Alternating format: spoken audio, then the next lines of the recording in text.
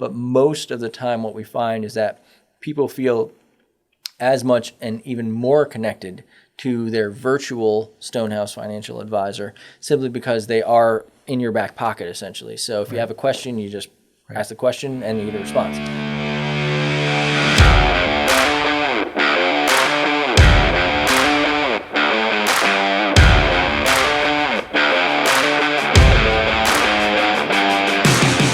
Hey everybody, welcome to the Blue Collar Wealth Podcast.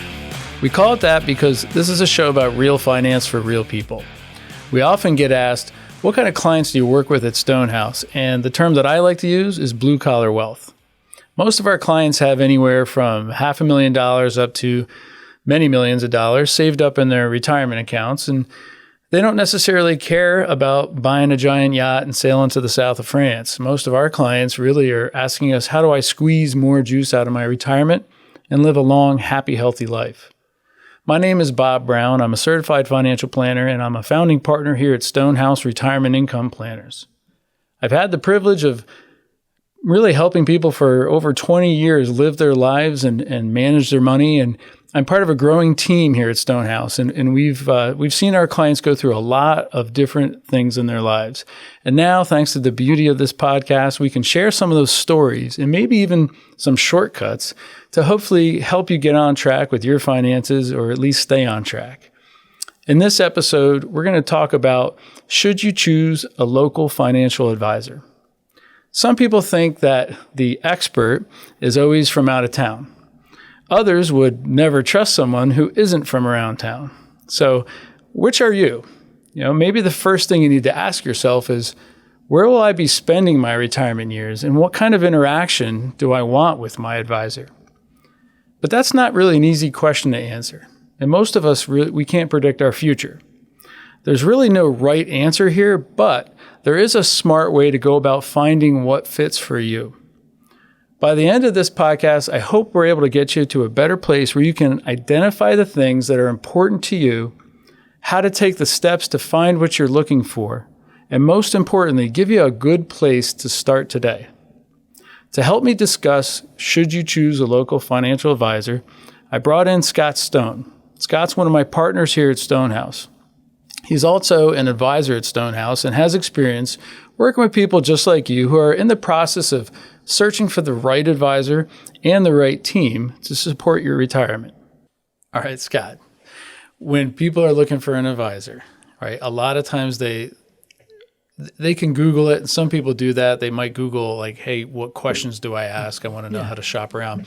But when it comes to actually going and interviewing and talking to different advisors or firms, what they usually do, the vast majority of people go to their friends and family, and they say, hey, it's time for me to look for somebody for help on this. Who do you use? Who do you recommend? Right. That can be good and bad, right?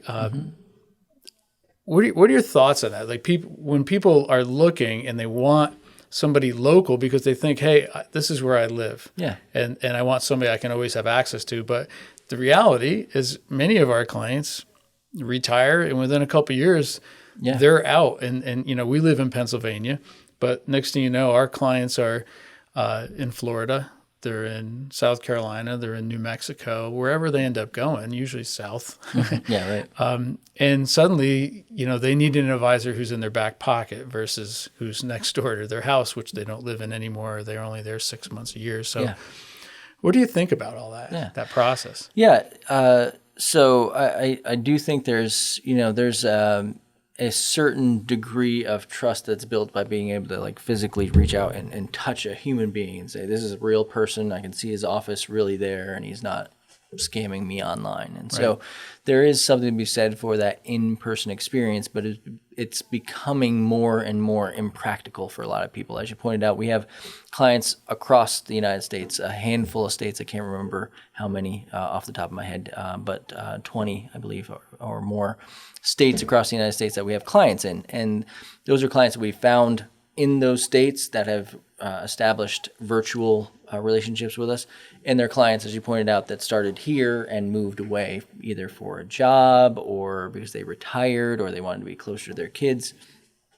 And so we have clients across the country. It makes it impossible to meet with them all in person. We can't just jump on a plane and fly out for a 1-hour meeting in Arkansas. We have to deal with that using processes and technology. And so technology is becoming more and more and more important, whether we like it or not, to the American way of life. And particularly during COVID, we were mandated to shut down for a period of time. And so we as an industry were allowed to keep operating, but we couldn't do it in person. So we had to have all of our employees stay home. And we had all the technology already configured and built, so it was a very easy transition for us to do. But there were no in-person meetings for months. And even after that, even after it was technically allowed, most of our clients didn't want to see other human beings that they didn't absolutely have to see. Yeah. And so it might be the only thing that came out of COVID was the fact that people that we work with got very good at using Zoom and FaceTime and things like that. Forced us to make that conversion and to get away from using paper. Paper is less efficient and more economically costly typically than the online counterparts. And so it did force us to really reevaluate how we do things and look at maybe better, more efficient ways. And so part of that is this online experience. And so you mentioned, is it better to be local or online? And I think we kind of pitch ourselves as the local online guys. We're local advisors. We're real people. We work in an actual office, a couple offices, and we meet in person, and we have actual physical clients we meet with, and we have meetings in person with each other, and we go out to lunch with each other. We're real people, but many of our clients aren't here to experience us in person. Probably the majority of my clients personally that I've kept in my book of business never actually see me in person. If they do, it's once every couple of years. Just because they're not here, they travel back to the area once in a while and we meet up. But most of the time they're going to be in Arizona or Florida or a couple of the big ones. And so as a consequence, you have to really get a feel for the person, even though you're not in the room with them. So we use a lot of technology like Zoom, we use emails, we use telephone calls, we can use FaceTime on your iPhone. Texting, yeah, we have client texting as well, where you get a special text number to text back and forth with your financial advisor, and people really love that texting feature. It's very convenient for them to just fire a quick question and get a quick response. And so we try to use technology to drive that relationship very deeply, much more so than with just somebody in a call center out in Valley Forge or out in Washington State, where you're just you know the person, you see their picture, but they're managing your money, you're hoping they're doing a good job, but you don't really know who they are. We try to really establish that relationship virtually. And so when you're looking at if you're not in our local area and you can't meet with one of our advisors, then I encourage you to just go through the financial planning process. For the most part, as long as it's part of a longer-term relationship, we don't charge for that financial planning process up front. And it gives you a chance to sit down and have a meaningful interaction and an extended relationship with your future financial advisor. And they'll go through the future you retirement income planning process to sit down and map out your goals and do a full financial plan for you and give you some recommendations, take some feedback. They'll do this virtually. They'll either over the phone or through a web demonstration that they'll do for you. And you can have a video conference with them. You can ask them whatever questions you want to ask.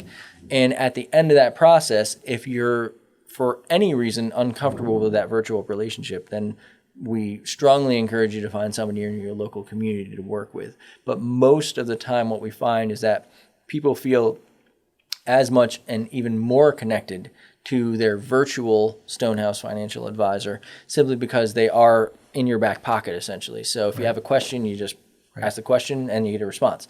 Where with a lot of financial advisors, you have to book a meeting and then you have to show up at a certain time and then you have a 1 hour conversation and you have to get all your stuff in because as soon as you leave, you're probably going to have trouble getting a hold of them again. So we never want to have that type of relationship with our clients. And so advisor in your pocket is a neat concept where through different technological means, you can really reach out and have a meaningful relationship with your advisor, whether they're next door or across the state. Because people move, and that's both the clients and the financial advisors. Sometimes financial advisors have to move to different locations, and you either then have to find a new advisor, or you have to say, "Look, you moved to North Carolina. We're going to have to work virtually now, and I'm okay with that." Yeah, the back pocket thing is a great concept. It does have a downside, as I've literally have had clients like FaceTime me or from the beach. Got it. They just get they love like sitting on the beach and saying, "Oh, I'm here. What are you doing right now back in Pennsylvania in February? Still snowing up there, huh?" Yeah. So don't do that. I recommend clients don't do that. That's just rubbing salt in the wound. But they're when you look at the benefits, like a great example is we have a large exposure to the Procter & Gamble retiree market. Right. And Procter & Gamble has plants all in different offices all across the country, across the world. But, whether somebody's in Box Elder or Green Bay or Albany or Cape Girardeau or wherever, as long as they're willing to use phone, text, virtual, whatever, which most people are preferring these days, it really doesn't matter like where they are. Like we know that process and we can sit there and apply it and walk them through step by step by step. Right. Like just as if someone were to walk in our office this afternoon and sit down at our conference table. It's almost the same effect. It's not quite the same, but for some, it's actually an upgrade. Better. You don't have to jump in the shower, get your hair all done, put your suit on, drive an hour. Is that a big deal for you? For some people, it is. Commute and then meet with somebody in a very specific environment and time frame. So it gives you the ability to very easily work fluidly with your financial advisor. So pros and cons. You don't get that face-to-face experience, which a lot of people like, but at the same time, there's a lot of convenience to it as well. Yeah. And I should give you just loads of credit because we are as nimble and as tech savvy today as we are largely because of your efforts. You do a ton and keep us up to speed. So we can texting was a big thing in our industry. Yeah. We couldn't do that years ago. You installed some stuff and got it. So we were able to do that several years ago, even though more are doing that. So thanks for taking the time on this. I appreciate it. For those of you watching, I hope this was helpful for you. I hope you understand what you're looking for when you're looking for an advisor. I can tell you, I love my 82-year-old mother, but she texts me more than anybody. So if she can learn how to do it and send those really cool memojis of herself, I'm sure you can too. If that's something that you are and you enjoy doing that and that kind of interaction with your advisor, Stonehouse might be a great match for you. So look us up, talk to our team of advisors. It starts with a conversation, so we'd love to have that with you. Hopefully this was helpful. We'll catch you on the next one.